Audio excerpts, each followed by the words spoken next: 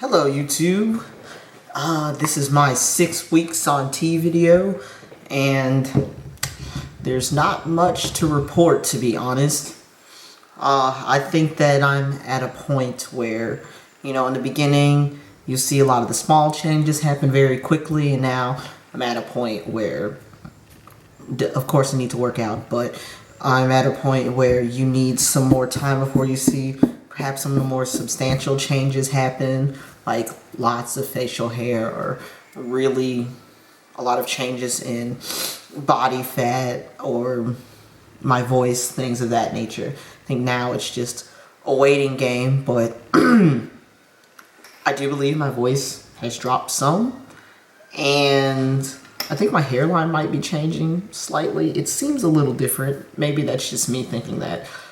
And unlike other guys, I still do not have an interest in sex, and nothing's increased libido-wise either. But as I stated in another video, I'm asexual, so I didn't expect that to happen.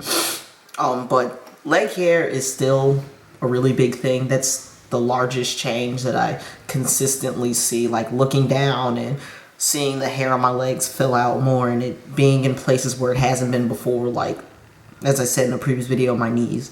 And on my arms as well, there's more hair, but my hair's actually really light in color, so you can't really see it as much on my arms and everything like that. My feet have not changed either. I know some people have said they noticed changes in their feet. It seems like they need to go up to a larger shoe size. It's not the case for me. My veins are not any more prominent. What else? I'm not really seeing that many changes right now. I'm not disappointed. I just think, like I said, I'm going to have to wait for more things to happen, just like anybody else going through puberty. But I do have some great news. So, as I've told you guys in a previous video, I actually am a creative writer. I love writing. And for my school, there was a scholarship contest where you could write a poem, a memoir, short fiction, and some other category that I cannot remember at the moment. But essentially, whoever was the best in each category would get a scholarship. Now, you could submit a piece for each category, but you could only win one category. Those were the rules. And I'm a part of a creative writing group at my college, and surprisingly, we swept the competition. 3 out of 4 categories were won by people in our writing group, which is fantastic. It shows that under the guidance of our professor and with a body of like-minded people, you really can be more creative and get your mind thinking. So I had a short fiction piece that I submitted. It won, and I was not surprised that it won, but I was surprised by the implications of what it means when I say it won. So, when people think of competitions in short fiction, you don't try to do something contrived, but you usually go a little bit on the safe route because you're not sure how people are going to react, right? And for me, the thing that I decided to do was write a story from the perspective of a white gay plantation owner, which in and of itself is shocking, but still, maybe it's not that interesting because, of course, most plantation owners, if not all, which is not true, are white. So, okay, whatever, and then he's gay. It doesn't really mean anything if he doesn't do anything, right? So I write about not a torturous relationship like you usually hear about, but an actual loving domestic relationship he has with a male slave. And I really use that to talk a lot about white supremacy and white privilege. And it surprised me that not that I won for literary merit, but because if people can accept the raw reality that's in that story, and these people that were, choosing our writings were older people, it means that there is hope and that people are willing to listen about what are some of the experiences of people of color, and we don't need to sugarcoat it. We don't need to spoon feed it. We can just be honest. So it gave me hope for that, which is fantastic. And anytime I've read it to people, they've cried, which is great, because I was trying to convey some very deep emotional things, not just from a perspective of discrimination and racial disparities, but also just genuine love that you have for someone that you consider your partner, but the world says you cannot be together. And so how do you reconcile that? And that's something that I was worried about, because I'm asexual and aromantic, and also I've never been in a relationship. I've never liked anyone, never gone on a date. Anything you can think of that's a milestone with another human being that indicates being more interested in them hasn't happened to me. So it was quite the stretch for me to write a very sensual, romantic, and at times sexual piece on top of all the other large burdens that come with talking about slavery and staying in character when you're writing and a voice from over a century ago.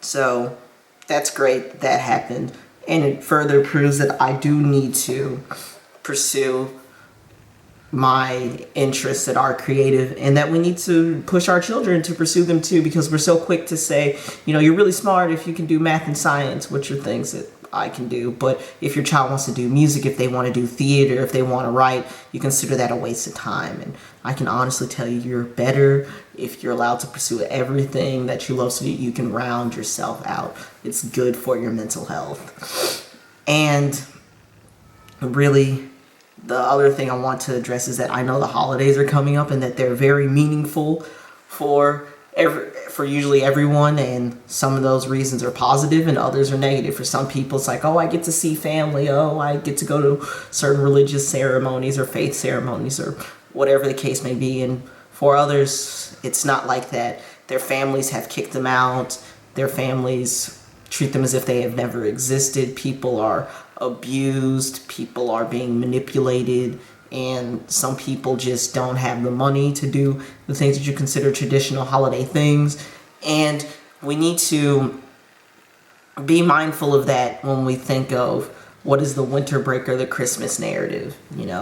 We cannot assume that everyone has had a good break or that everybody's looking forward to it. We should support everybody, especially if we think they may be having difficulties because a tragedy happened near this time or family doesn't accept them and things of that nature. And we just need to be more compassionate about that, because sometimes we don't think about it. We just very quickly go to ask everyone, yeah, so how's your holiday? And wasn't it great? You did list all these things that you usually do. And we don't consider that other people just don't do them or don't have the opportunity to. So if you possibly can, I would encourage people during this time to open their homes and let people who maybe don't have families or that are having a difficult time experience the holidays with you. Because for the past, I believe, 3 years, my grandparents and I have done that. I have people that I've known, friends, that their families either do not talk to them, completely abandon them, or their families don't really celebrate the holidays, and people that are just having difficulties. We've invited them over, and we've had a great day on Christmas playing board games like Cards Against Humanity, Dungeons and Dragons, not the tabletop game, the board game, Seven Wonders, just lots of great stuff.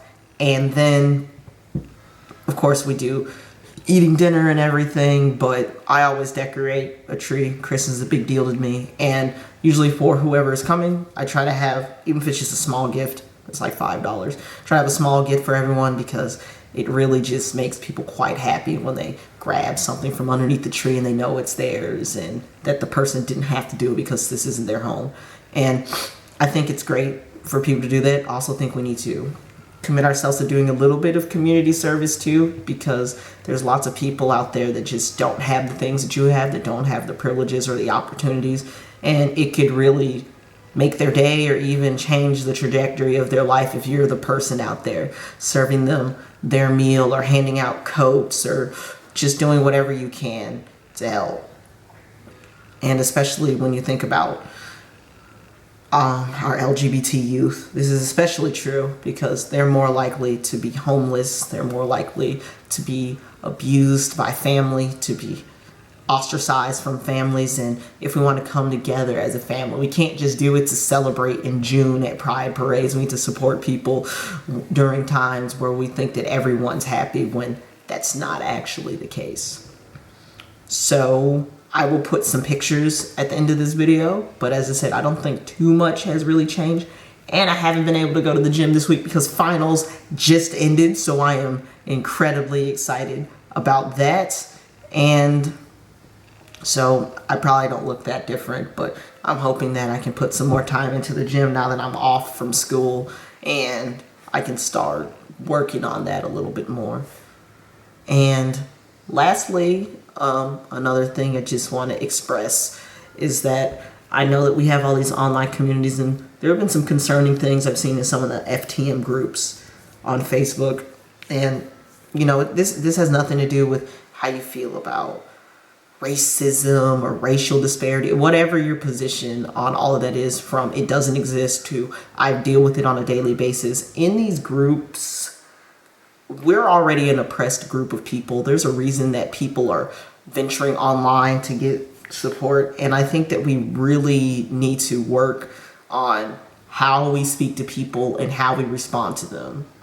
Okay, because if someone's talking about something that they felt, where they really felt like they were discriminated against or oppressed, or they're fearful or anxious about something that is a daily occurrence for them, I don't think that it's our position to sweep it under the rug and say that it's nothing, because we don't live that person's life. We don't know where they go. We don't know what they have to deal with on a daily basis. And as trans people, we need to watch that because we're oppressed on a daily basis for different reasons. So we should not do that within our community. You know, that's just, it's not cool. It's not right. And we also need to be okay with people having their own spaces. So just like how there might be, I don't know, a Facebook group for people that are only chess champions, or people that only graduated from certain schools, or people that are hardcore gamers. The list can go on and on and on and on and on. Not every group is for the general public, nor are they generic.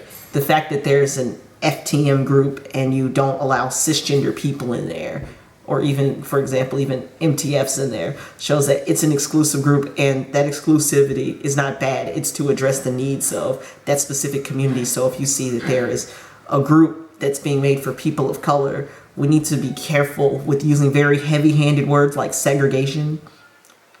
There's no segregation going on Facebook.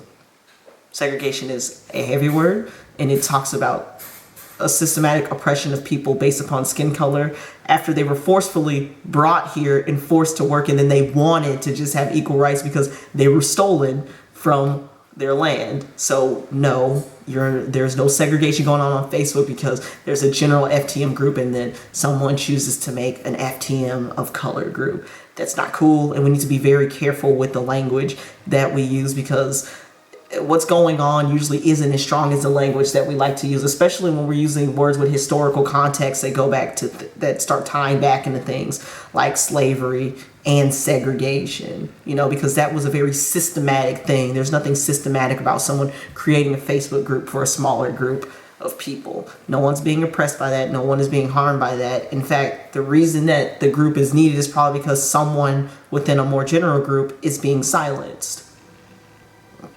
And that's just true. If we could have these open conversations, we wouldn't need these groups. But since everyone is immature or isn't ready for them, that's why we have these groups. So let's be careful with our words and be careful with how we address people in our communities.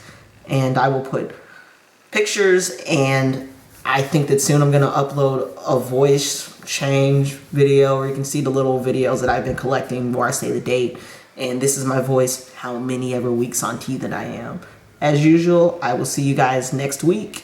Let me know if there's any content that you would like me to do next.